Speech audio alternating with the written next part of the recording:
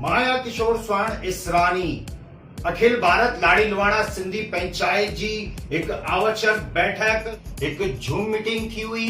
Online virtual meeting में देश भर जा घणई पदाधिकारी जुड़िया ऐं इलाही महत्वपूर्ण विषयन ते ॻाल्हियूं थियूं। छा ॻाल्हियूं थियूं पूरी स्टोरी मां तव्हांखे अॼु ॿुधाईंदुसि। तव्हां जुड़ियल हुजो मुंहिंजे नए चैनल सां गॾु ऐं ॾिसंदा रहियो सिंधी भजन सिंधी न्यूज़।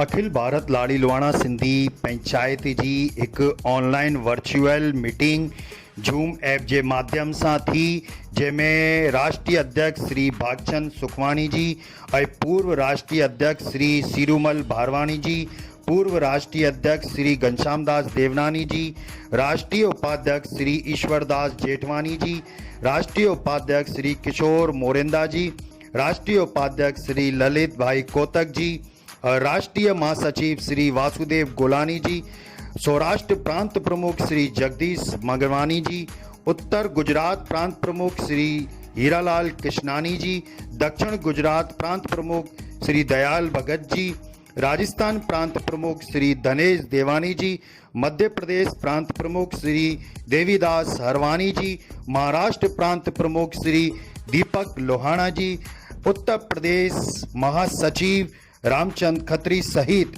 तमाम मेंबरान जुड़िया ऐं हिन अखिल भारत लाड़ी लुवाणा सिंधी पंचायत जी ऑनलाइन वर्चुअल मीटिंग में सभिन पंहिंजा विचार रखिया। अली महत्वपूर्ण सब्जेक्टन ते विषयन ते ॻाल्हियूं थियूं ऐं आगामी हेड़ी मीटिंग निरंतर कई भी हिन ॻाल्हि जी भी घोषणा थी। अखिल भारतीय लाड़ी लुवाणा सिंधी पंचायत मां भागचंद सुखवाणी प्रमुख जूनागढ़ सां अॼु असांजे समाज जी हिकिड़ी वर्चुअल मीटिंग कई हुईसीं। समाज जा जेका प्रश्न हुआ उन लाइ असां लॻभॻि 100 खनि ॼणनि हिकिड़ी वर्चुअल मीटिंग कई हुईसीं। मीटिंग जो मुख्य कारण कि असांजे समाधान पंच जी हिकिड़ी रचना थी आहे 2017 खां 2021 ताईं लॻभॻि असां वटि 76 केस आहिनि। उन मां 50 या 52 केसनि जो सुखरूप समाधान थियो आहे। हिकिड़ी समाधान त थियो आहे, पर असां ॿारनि खे विधी अहिड़ी कयूं था भई अहिड़ी रीते समाधान जे अंदरि अचो था त खरेखर पंहिंजा प्रेम संबंध परिवार सां एतिरा सुठा आहिनि, तंहिंमें तव्हांखे अचण जी ज़रूरत न पए। इहे असांजी वेबसाइट अखिल भारतीय लाड़ी लुवाणा सिंधी पंचायत जी हिकिड़ी वेबसाइट लॉन्च कई आहे। हर एक शहरनि जा नाला, उन्हनि जी घरनि जा दाख़िला अहिड़ा असां वटि सभिनी हुजनि आहिनि। अॼु खां असां इहा वेबसाइट लॉन्च कई आहे त सभिनी भाउरनि खे विनती कि इहा वेबसाइट तव्हां ॾिसो।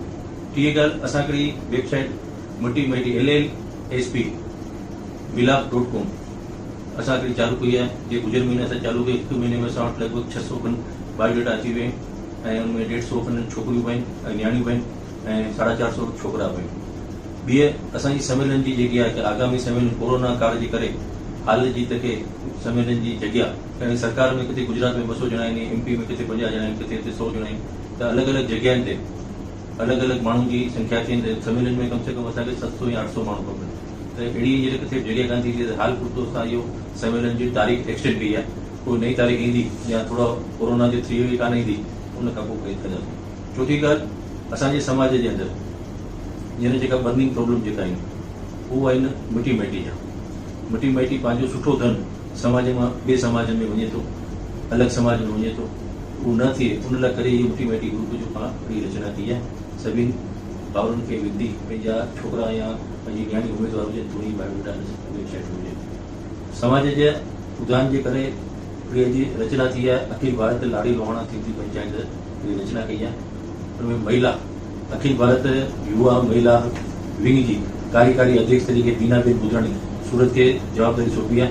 अहिड़ी जी रीते अखिल भारत लाड़ी लुवाणा सिंधी पंचायत जा युवा विंग जंहिंमें असां विनोद भाई करमचंदाणी रतलाम वारनि खे इहा जवाबदारी सौंपी आहे। जेसिताईं ॿिया चुनाव न थियनि तेसिताईं पंहिंजी टीम सुठी ठाहे करे ऐं पंहिंजी रीति हिकिड़ी टीम ठाहे ऐं समाज जे अंदरि सुठो कार्य कनि। अहिड़ी रीते घणा कार्य थींदा आहिनि असांजे समाज में, नओं प्रयोग कंदा आहियूं ऐं सभिनी भाउरनि जी मर्ज़ी सां ऐं भाउरनि जी ख़ुशी सां अहिड़ी रीते रचना करेल आहे।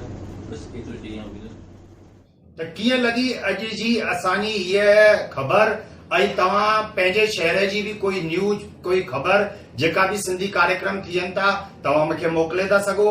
ऐं कोई बि अगरि तव्हां भॼन था ॻायो गीत था ॻायो सिंधी में उहो बि तव्हां मूंखे मोकिले था सघो। मुंहिंजे सिंधी चैनल ते तव्हांजी हर सिंधी ॻाल्हि तुरंत स्वीकार आहे ऐं हुनखे मां प्रदर्शित कंदुसि। ऐं पूरे देश ऐं दुनिया में रहण वारा जेतिरा बि सिंधी परिवार आहिनि जेको हिनखे ॾिसनि पिया हिनखे शेयर करण लाइक करण कमेंट करण ऐं अगरि असांजे चैनल सां गॾु तव्हां नया जुड़ियल आहियो त सब्सक्राइब ज़रूर करनि ताकी पोइ बि अहिड़ी वीडियो तव्हांखे लगातार मिलंदी रहे। त ठहियल हुजो असां सां गॾु जुड़ियल रहिजो असां सां गॾु ॾिसंदा रहियो सिंधी भॼन सिंधी न्यूज़ किशोर स्वर्ण इसरानी सां गॾु।